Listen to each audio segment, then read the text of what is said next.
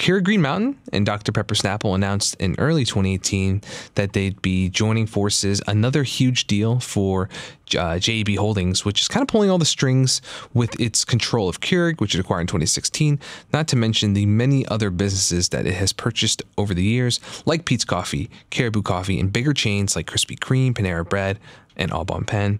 So in fact, since the Keurig Dr Pepper deal announcement, the company has already scooped up Big Red, a smaller soft drink brand, and then Core Nutrition, a premium water company. That was a over $500 million deal.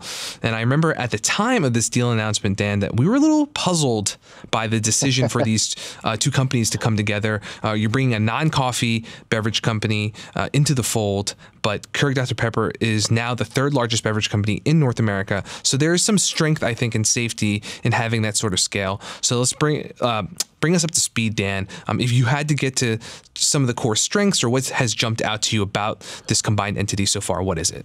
Well, I think it's become pretty clear in the beverage space that moving away from soda is very important. Yes. But beyond that, you want to diversify. We did a show a few months back about the Coke Costa, which is a coffee company deal, which is a $5 billion transaction.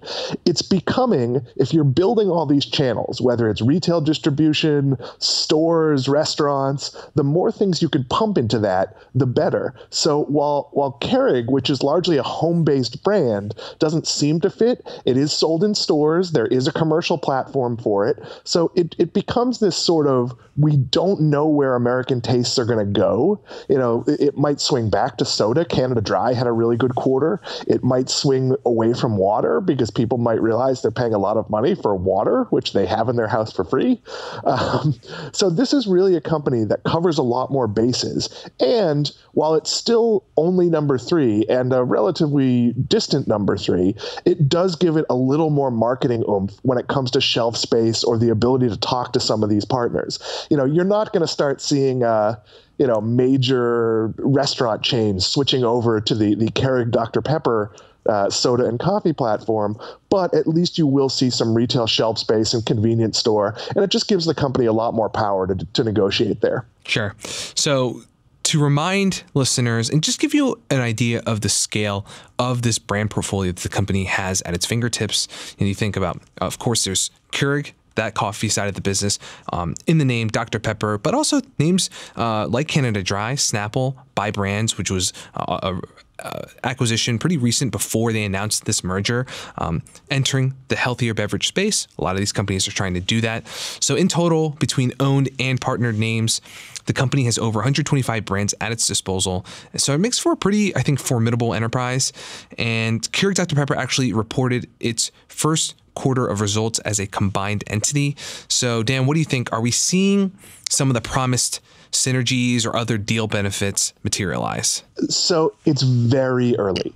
But the good news is we've seen a lot of these mergers, and it's very hard to pull off a merger without having some sort of disruption. We tend to see it worse when it's a technology merger. Frontier Communications, if you remember, a couple years ago was a disaster. But here, they've maintained their supply lines, and they're on track to save $600 million over about 3 years. That'll be an annual savings, and it'll come in at about $200 million each year before they get to the total $600 million. So it really is a so far so good integration, and I think the company has to figure out what it's going to be. It's ended some relationships. It's added Evian Water, which is a Danone brand, which sort of gives it a premium water play in the market. And this company, which will be about an $11 billion company, becomes a very attractive partner play because it doesn't have everything. If you're going to partner with Coke, Coke might have 3 brands. If you're going to partner with Pepsi, Pepsi might have the same thing. They might have 2, 3, 4 brands competing in your space.